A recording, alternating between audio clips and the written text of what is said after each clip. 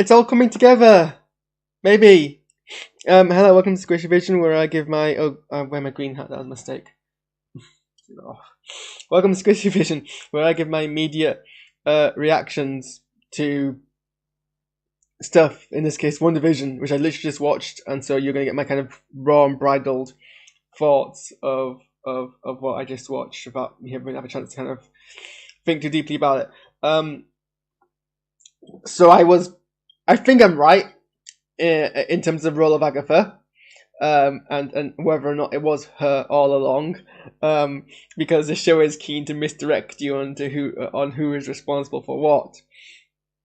It's still maintained it was misdirection that Agatha created the kind of reality that they're in, and has confirmed it. Oh, so it seems at this point anyway. I assume everything I say is accurate to this point anyway, with the full acceptance that I am under the opinion that any and every opinion that I might have over what's going on might be completely and utterly wrong. Because this show likes to completely U-turn everything it does. But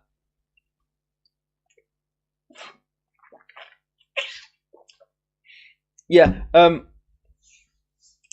it became quickly apparent that the kind of current thread meant to be following is that Agatha detected this kind of magical thing happening almost immediately after Wanda did it. Was kind of drawn to it, and now wants to know how and the what and the why of what's going on. And that seems to be Agatha's motivation. She invaded this kind of reality, and her entire kind of interference throughout was her trying to poke holes in things in order to get some factor of the truth. So she was trying to lead Vision to go rogue in order to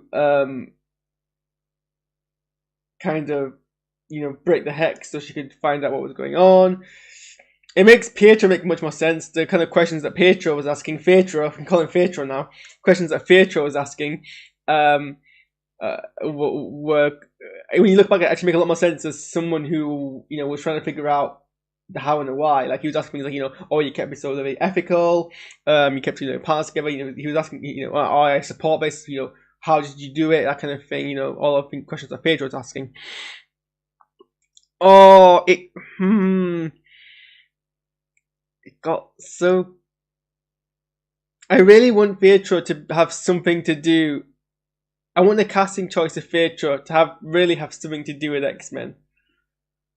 I want this to be the way that they drew two continuities together, and I'm fearing that they might have established in this episode that that's not what they're gonna do, and that's what's scaring me a bit, because I really want them to seize this opportunity. She mentioned, that she couldn't do necromancy, she couldn't bring Pietro back to life because he was full of holes, and was in a different continent, and so she had to make this, and then she didn't explain the voice thing. She didn't explain the appearance. She didn't explain why she was different. She just then cut to, and you were gullible enough to accept it, and it didn't explain why.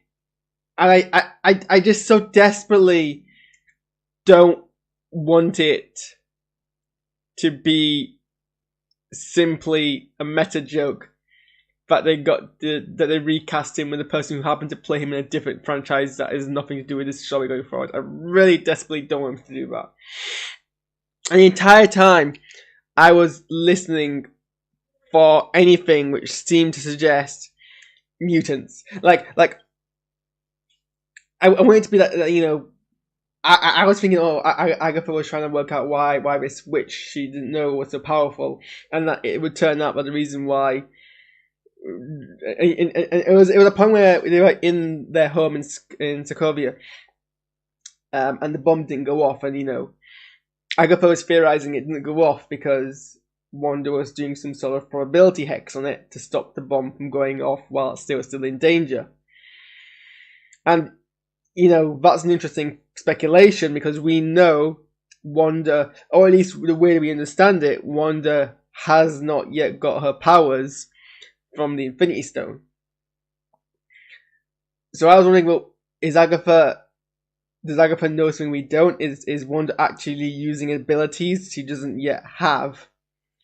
Is that because she actually does have those abilities? She even speculates later on that the Infinity Stone gave her powers.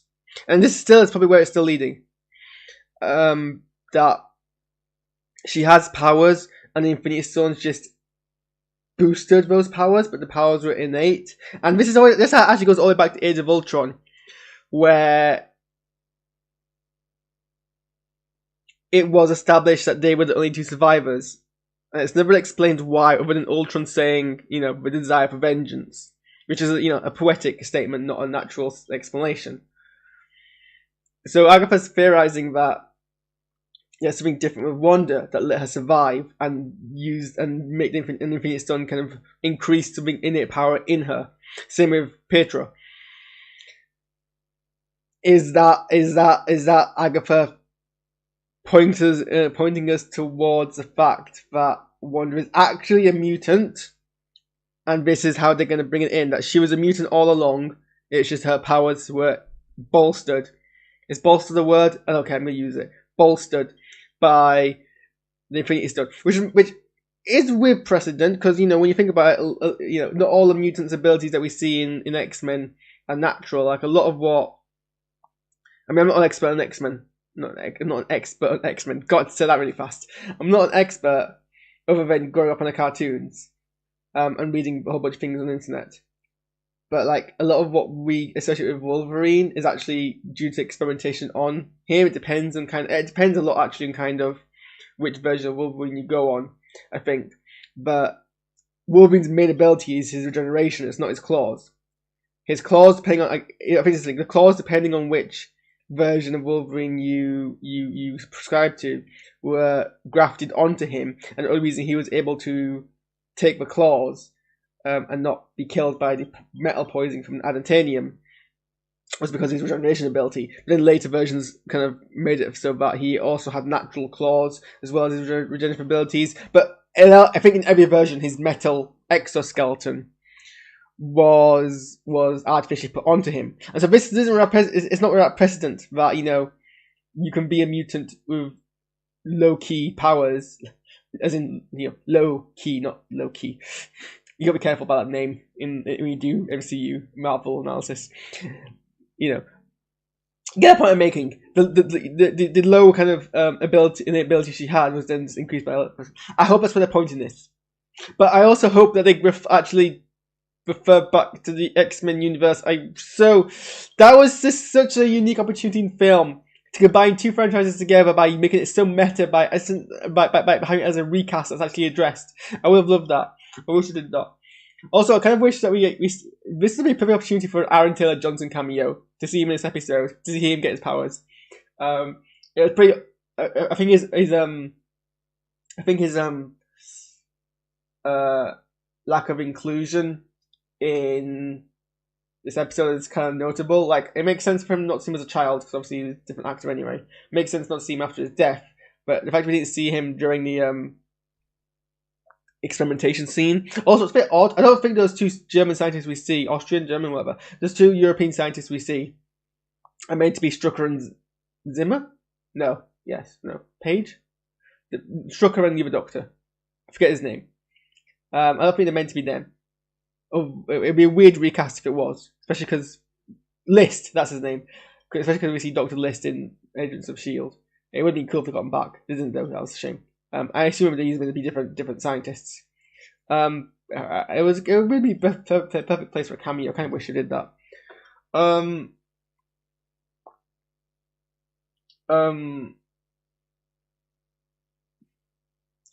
So backtracking slightly. So Agatha created Pietro. She was kind of messing around with things, interfering, and it was to try and get Wanda to reveal things, and obviously that never happened, so now she's taking a more direct route, as we see in this episode. And so we go through basically the steps behind. So we see how Wanda got her powers. We see speculation that she had probably some powers to begin with. We get some context to some of the adverts. I mean, people since the first episode pretty clearly made a connection between the toaster and the missile. And we get this confirmed here, and then obviously the rest of the adverts have some kind of connection. As my best friend pointed out to me, the advert with the kid who became emancipated and kind of wore himself away because he couldn't get into the yogurt seems to be a reference to what Agatha did in the beginning of this episode, which is odd because it would be the only one I think that isn't directly tied to Wanda's abilities, or so it seems. So we go through that. We get the actual what happened when Wanda stormed into Sword. Expert in X-Men stormed into Sword. Not doing. I'm choosing other tongue twister alliterations today, aren't I? And everything that did happen. It was coded, but I've always thought it was odd that the video didn't actually show the moment she stole the body. And this is why she never did steal the body. The director was lying. She did break through the door, but that was more kind of just assertiveness. She smashed the windows, but because she was upset. But then she kind of accepted that Vision was dead and left, and then created a new Vision, which was interesting. And then I guess we didn't have to jump to the end, the post-credit scene, where we actually see Vision, pure white, which is a direct reference to the comics. I'm aware of that being a thing. I've seen kind of the pictures of it. And they used Wanda's abilities and bolstered by the Mind Stone to bring him back to life. Didn't expect that. That was definitely interesting. So I guess that was his motivation all along. Bring back the Vision. It's still unclear if he's bringing back Vision to use him as a weapon, or if he's bringing back Vision for more altruistic means. But I guess he did want. He did. He. That's why he let Wanda. He was trying to provoke Wanda into doing that in the first place. Then she wasn't able to, and then she created this kind of thing, and somehow brought the Vision back and actually created him from scratch. Which is probably why he doesn't remember anything from before. So that's where everyone was wrong. Everyone assumed she took Vision's body. People were making jokes about it, like, comparing Vision to a vibrator. You can make the connection, but they were all wrong. I think even I was wrong. I think even I was assuming that was at least. I knew there was something more to it, but I was assuming that was at least the base layer. We're all wrong there. Oh, that was a brilliant twist. And then I'm still unclear what if Agatha's meant to be good or evil, because this could just be like harsh love trying to like force someone to accept parts of themselves for either altruistic or malicious means. Can't assume anything is correct. It's I mean, she's clearly not all good because she's like suffocating 2 children. So I keep hating this every time I do a stream. It's annoying. Suffocating 2 children, so clearly not all good. But our episode gave us so much, and still went so fast. It was the longest episode so far, but still.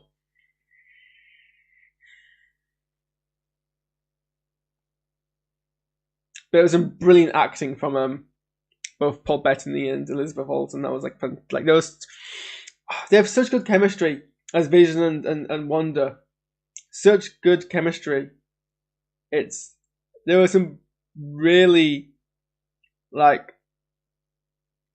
heartfelt moments in the episode, and it's great because like if you know comic book lore, you know that Wanda and Vision got together, so it wasn't entirely bizarre what they did in the films, but it did jump a whole bunch. Like we alluded to it, kind of there was more kind of like visual cues towards it in Age of Ultron, like Wanda kind of watching Vision from a distance after he was born, Vision saving Wanda, and them kind of staring at each other.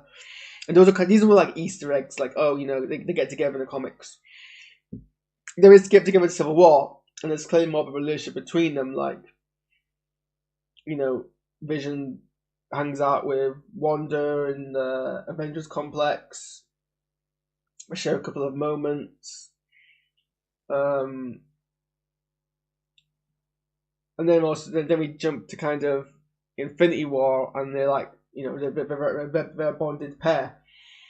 And I guess it didn't seem odd to me because I kind of knew about comic book lore, and I was kind of fine accepting it as off-screen kind of chemistry that grew. And I think they did such a good job at doing it in Infinity War that I was willing to believe that was something that could have happened off screen.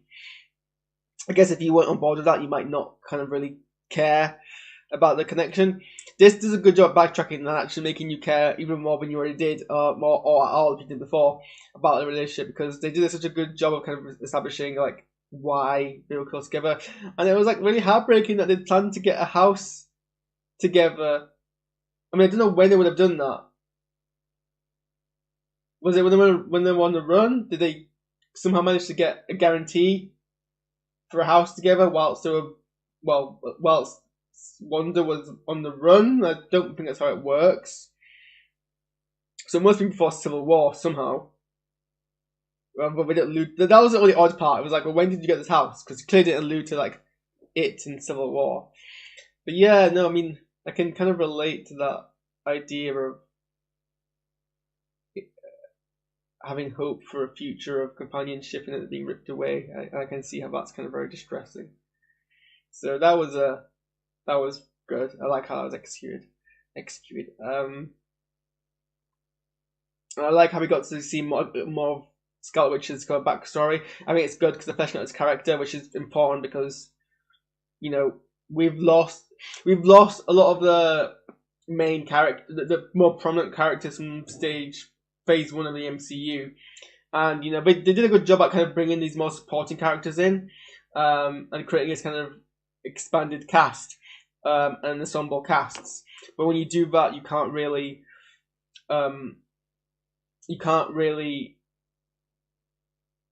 put that much kind of weight on their backstory, because they're supporting cast, so you can allude to it. So this is them being like, well, Wanda is now kind of one of our leading characters, more prominent characters. Let's go back and actually establish a backstory. So I thought that was great. I'm glad they used this opportunity to do so. I've got chipped bits all over my table. So.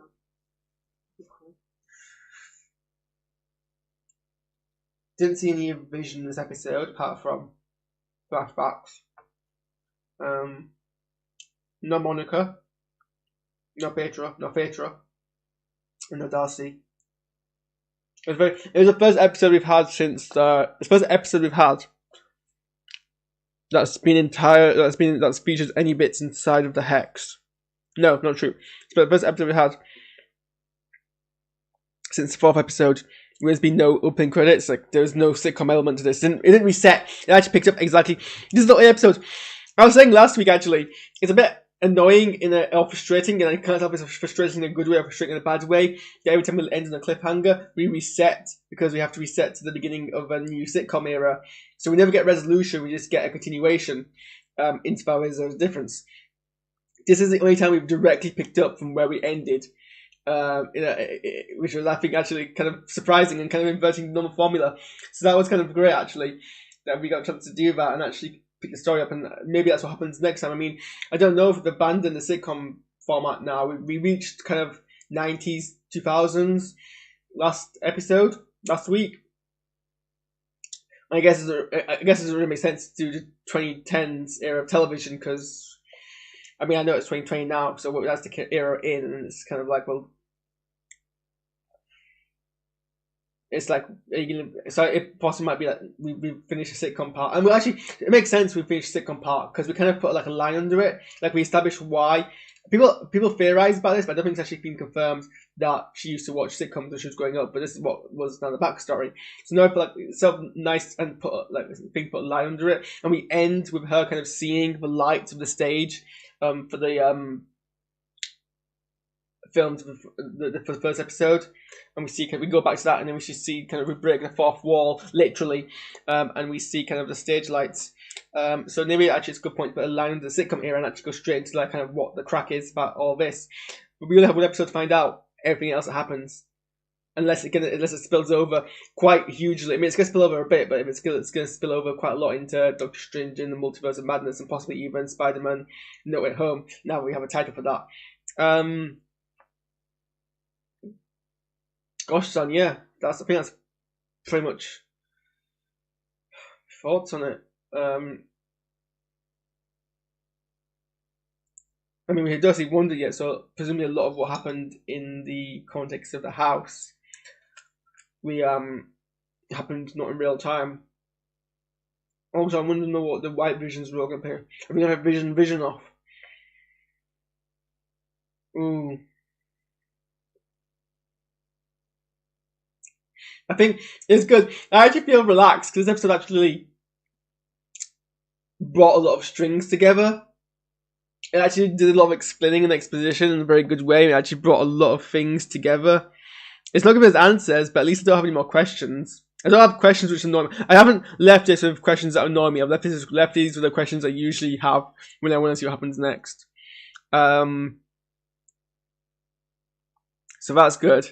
I feel more relaxed. I don't feel stressed or aggravated after this week's episode. And it's interesting because obviously we know how strong Wanda is, because usually there isn't like an opposing force against her abilities. We finally have someone who actually has like strong force who actually matches her. So that's kind of a scary thought as well.